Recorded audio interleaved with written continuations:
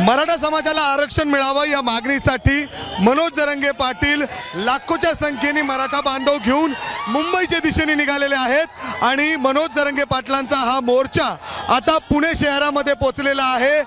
आता दुपारची वेळ आहे आणि मनोज जरांगे पाटील गाडीवर बसूनच या ठिकाणी जेवतायत। जरांगे पाटील साहेब, लाखोच्या संख्येने मराठा बांधव या ठिकाणी आहेत, पुणेकर तुमचं स्वागत करतायत। पश्चिम महाराष्ट्रातून मोठ्या संख्येने मराठा बांधव या ठिकाणी तुमच्या सोबत सहभागी झालेले आहेत। पुढची दिशा कशी असणार आहे?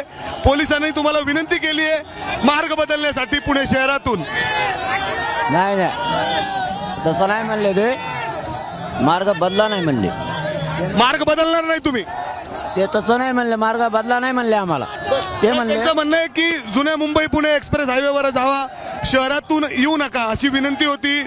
ट्रॅफिकवाले विनंती करून गेले तुम्हाला? अजिबात नाही। त्यांनी काय सांगितलं की तिथं हॉस्पिटल आहे आणि संचेती हॉस्पिटल, ते हॉस्पिटल मोठाले आणि तिथं गैरसोय होईल, तुम्हाला जायचं तर जा, पण गैरसोय होईल पेशंटची।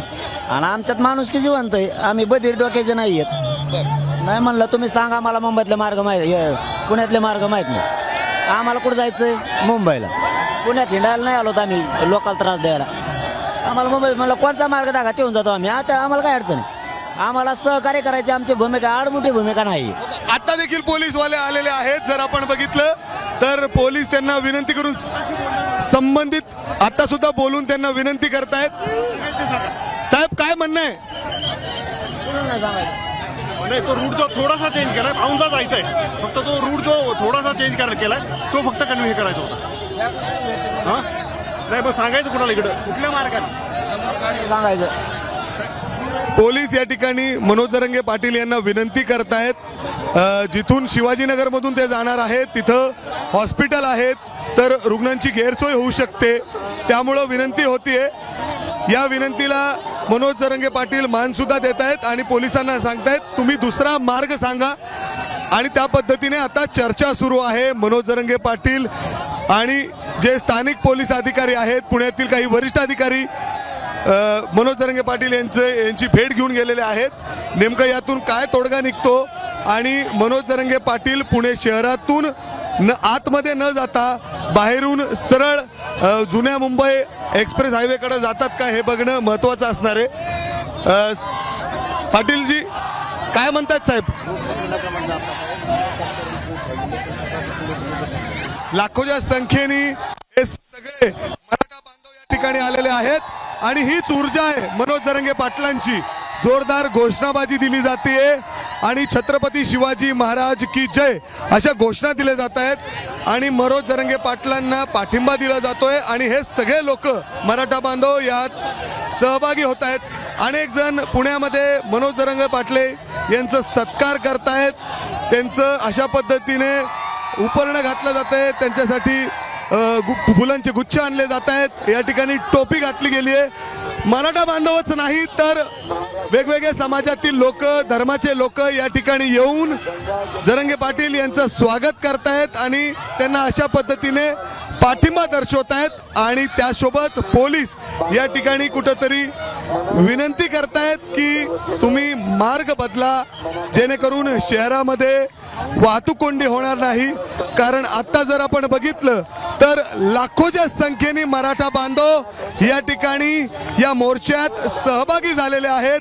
कॅमेरामॅनला विनंती करेल ते अवॉइड करतोय आणि मग पुढचं बघतो, ते पण करायचा प्रयत्न। पेशंटला त्रास नाही झाला पाहिजे। आमचं सांभाळा, तुमचं सांभाळा। जगताप डेअरी डांगे चौक मार्गे जाऊ आपण, संचेती आणि रुबी हॉल ते वाचल, पेशंटला त्रास होणार नाही, बाहेरून जाऊ। पाटील साहेब काय म्हणतात पोलीसवाले? त्यांचं म्हणणं आहे हॉस्पिटल तिथे आहेत, पेशंटला त्रास होतो आणि बरोबर आहे ना, नुसती रॅली घालायची आणि पेशंटला त्रास झाला पाहिजे आणि पुण्यात हिंडून काय करायचं आहे? आम्हाला पेशंटला त्रास द्यायचा आहे का? मग काय निर्णय काय घेतलाय तुम्ही आता? त्यांना म्हणलं घ्या कोण आम्हाला मुंबईला जायचं, पुण्यात नाही हिंडायचं। आता का अहो पेशंटसाठी का मान्य नाही करायचं? असं काय करता? त्यात काय मोठं आहे? माघार घेतली थोडीच आंदोलन होती त्यात काय? उलट तुम्ही पॉझिटिव्ह पाहिजेत की पेशंट तिथं अडचण येत होते, हॉस्पिटल होते मोठाले, यांनी शहाणपणाची माणुसकीची भूमिका दाखवली आणि मान्य केलं पोलिसांचं म्हणणं. म्हणजे आता पुढचा रस्ता कसा असणार आहे? मुंबईच्या दिशेने तुम्ही निघालात, शहरात जाणार नाही, पुणे शहराच्या आतमध्ये. कसं आहे काय माहिती, आता मला पुण्यातलं माहीत नाही, मला पुण्यातलं नाही माहीत. म्हणजे तुम्ही सरळ बाहेरून म्हणजे वाकडेवाडी, त्याच्यानंतर खडकी आणि तसंच त्याच्यानंतर पुणे मुंबई हायवे जो जुना आहे तिथून जाणार आहे. काय माहीत आता मला नाही माहीत. पोलिसांच्या विनंतीला जरंगे पाटील साहेबांनी मान दिलेला आहे आणि मार्ग देखील बदललेला आहे. जरंगे पाटील साहेब, एवढ्या मोठ्या संख्येने लोक आहेत, कशा पद्धतीने ऊर्जा मिळते?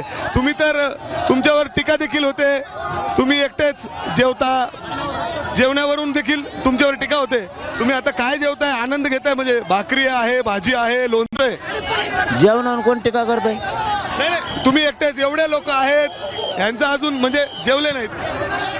हा, आम्ही तरी कुठं जेवढं 3 वाजले. सकाळी 5:45 पर्यंत कार्यक्रम चालला तो कराडे बायपासचा. झोपलोच नाहीत.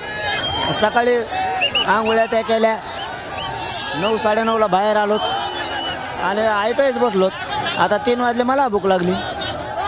बरं मग आता भाकर खाऊ नाही का? मला टीका करणार तर काय करावं हे सुद्धा कळत नाही. भाकर खाऊ नाही, मोराचं उपाशी लोकांनी. पाटील साहेब, अशा पद्धतीने महिला येत आहेत आणि ओवळत आहेत. जरंगे पाटील साहेब एकीकडे जेवतायत आणि लोक त्यांना भेटतायत, महिला त्यांच्यासाठी खास आलेल्या आहेत, ओवळणी केली जाते या ठिकाणी. आणि पहाटेपासून मनोज जरंगे पाटील काल रात्री झोपले सुद्धा नाहीत, त्याचं असं म्हणणं आहे. पाटील साहेब, तुमच्यासोबत काही सरकारच्या प्रतिनिधींची किंबहुना छत्रपती संभाजीनगरचे जे विभागीय आयुक्त आहेत त्यांनी चर्चा केली का? काही तुम्हाला विनंती करत होते, ते काय विनंती केली? ते मागण्या काय आहेत ते विचारलं त्यांनी. आम्ही ज्या पाहिल्या त्यात त्यांना सांगितलं आणि त्यानंतर ते मुख्यमंत्र्याकडे गेले. आणखीन काय वापस आले ना, येतो म्हणले होते. मला एकदा जेवलो का आपण निवांत गप्पा, मला बोले भूक लागली, एकदा जेवण. आपण कार्यकर्ते एवढे कोणी थांबायला तयार नाही. पाटील साहेब, त्याचबरोबर आतापर्यंत जर आपण बघितलं 54 लाख कुणबी नवीन नोंदी सापडलेल्या आहेत. म्हणजे एका बाजूला सकारात्मकता आहे आणि त्याचबरोबर किरीट पिटिशनवर आज सुनावणी होतीये. आता न्यायालयात काय आहे? न्यायालयाच्या विषयात मी बोलत नाही. साधारण किती लोक मुंबईत पोहोचणार आहेत?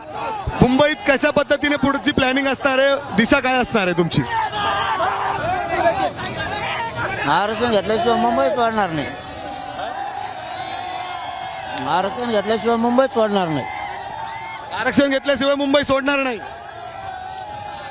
आमच्या मागण्या आणि माझ्या समाजाच्या ज्या मागण्या आहेत या पूर्ण केल्याशिवाय मुंबई सोडणार नाही. वा.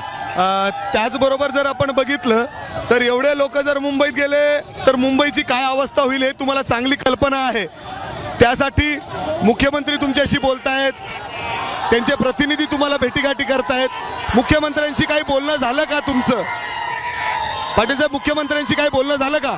तुम्ही एवढा मोठा मोर्चा घेऊन जर मुंबईत गेला तर मुंबईची काय अवस्था होईल हे तुम्हाला चांगली कल्पना आहे तुम्हाला सुद्धा? काय अवस्था होणार नाही, काही नाही. 1000 रस्ते तिथं, एक रस्ता आम्हाला द्यायचा, बाकी सगळे त्यांना. आम्ही 50-100 वर्षातून एकदा मुंबईला आलो तर रोज तुम्ही हिंडत होता, आम्हाला एखादा बार नको का? मग आता कसं असणार पुढची? कारण आता आपण पुण्याचीच अवस्था बघतोय, किमान नाही म्हणलं तरी लाखोच्या संख्येने लोक आहे. म्हणजे शेवट कुठं आहे हे सुद्धा दिसत नाही. जवळपास 10-10 किलोमीटर पर्यंत वाहनांच्या रांगा आहेत, प्रत्येक जण येत आहेत, बोलतायत त्यांच्याशी. काय लाखोच्या संख्येने लोक आहेत, अजून लोक वाढणार आहेत. मुंबईच्या दिशेने कधीपर्यंत तुम्ही पोहोचताल? आणि लोणावळ्यात जाऊन सभा सुद्धा आहे तुमची. पावसाचा टाइम नाही सांगू शकत बा. मुख्यमंत्र्यांशी काही बोलणं झालंय का?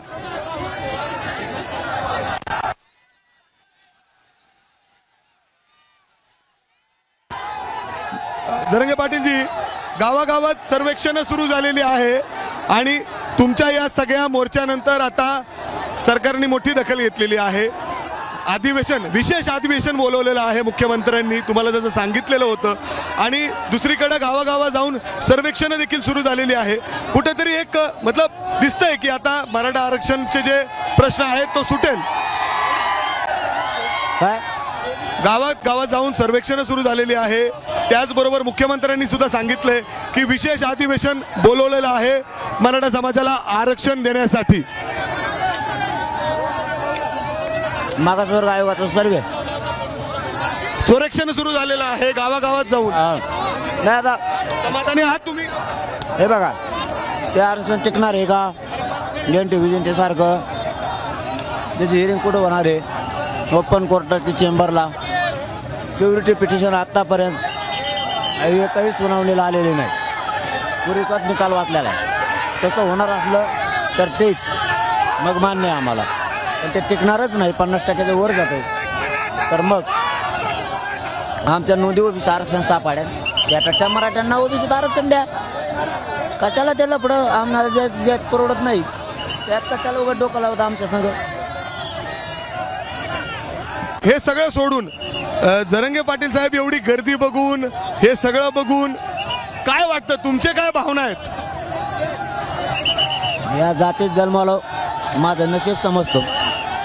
आणि माझी जात एकत्र आली. लोक म्हणत होती जात कवाच एकत्र येणार नाही, खेकड्यासारखी एकामेकाला ओढी ती. माझ्या जातीनं सगळा रेकॉर्ड मोडा, माझी जात एकत्र आली. मला या जातीचा गर्व या स्वाभिमान सुद्धा वाटतो की अशा जातीत मी जन्मलो की माझ्या जातीनं एका हाकेवर करोडच्या संख्येनं लोक यायला लागले आणि एकमेकाचा शब्द खाली पडू देणार. मी त्यांना मायबाप मानलं, त्यांनी मला लेकरू मानलं. माझं कुटुंब सारून या समाजाला मी मायबाप मानलं आणि या समाजालाच कुटुंब मानलं. मला मायबापापेक्षा जास्त प्रेम या समाजाला दिलं. यापेक्षा काय नशीब असायला पाहिजे. मी भाग्यवान आहे की या समाजानं एका हाकेवरती करोडच्या संख्येने एकत्र आलेत. मी खरंच नशिबाने. आणि मी यांचा विश्वास कधीच सार्थक कधीच यांचा विश्वास माझ्यावरचा ढळू देणार नाही. कधीच सार्थकीच करून दाखवले यांचा विश्वास.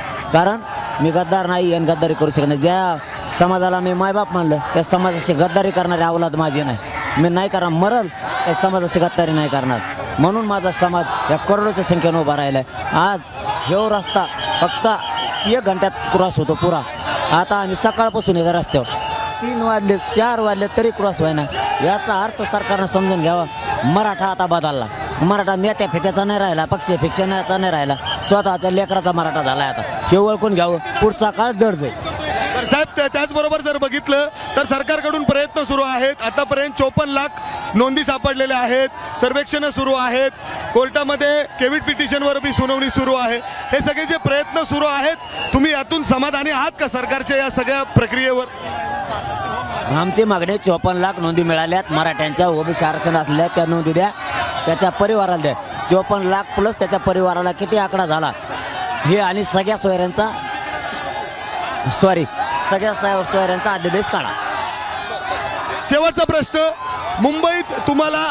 मुंबईत जाण्याची परवानगी तुम्हाला पोलिसांनी दिलेली आहे का? हे महामोर्चा घेऊन आतमध्ये तुम्ही जाणार आहे, काय परिस्थिती होईल मुंबईची ही तुम्हाला चांगलीच कल्पना आहे. ही परिस्थिती होणार नाहीये.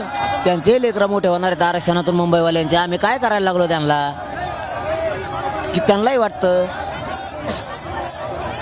सगळेजण तुम्हाला यासाठीच विनंती करतात. त्यांनाही वाटतं आपले लेकरं मोठे होत, नोकरीवाल्यांना वाटतं, व्यावसायिकांना वाटतं, तिथल्या उद्योग वाचणाऱ्यांना वाटतं, राजकारण्यांना वाटतं आपले लेकरं मोठे होते, शिक्षणात होते, नोकरीत होते, आपले लेकरं मोठे व्हावे. प्रत्येक मराठ्यांना वाटतं. आणि आम्ही मुंबईत आलो, सगळ्या जाती धर्माच्या लोकांकडून आमचं आव्हान आहे, त्यांना विनंती पण आहे, बाबा आम्ही तुमच्या दारात यायलो, तांब्या भरून पाणी द्या. शेतकऱ्याचे लेकरं आहेत, त्यांच्या न्यायासाठी मुंबईत यायला लागले, नका विरोध करू. तुमच्या दारातून चालले तर तांब्या भरून त्यांना पाणी द्या. हे बघून सरकार मराठा आरक्षण देईल असं वाटतं का तुम्हाला पाटील साहेब? हे देईन का नाही माहीत नाही मला, पण आम्ही घेऊन येणार. या सगळ्या कार्यकर्त्यांना बघून काय वाटतं, एक घोषणा काय द्याल त्यांच्यासाठी?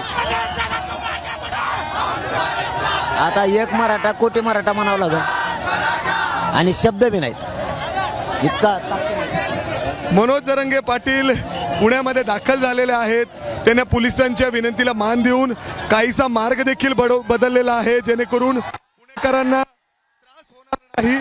आपण हे बघू शकतो, हे सगळे मराठा बांधव फक्त जरंगे पाटील यांना समर्थन देण्यासाठी आलेले आहेत आणि आता पुण्यात पोहोचलेले आहेत जरंगे पाटील आणि आज लोणावळ्यात सभा देखील होणार आहेत. लोणावळ्यात मुक्कामी असणार आहेत आणि पुढं मुंबईत जाणार आहेत. जोपर्यंत आमच्या मागण्या मान्य होत नाही तोपर्यंत आम्ही तिथं आंदोलन करू, मोर्चे करू, अशा पद्धतीने भूमिका आपण मनोज जरंगे पाटील यांनी व्यक्त केलेली आहे. कॅमेरामॅन विजय राऊत मी मिकी गई, ABP माझा, पुणे.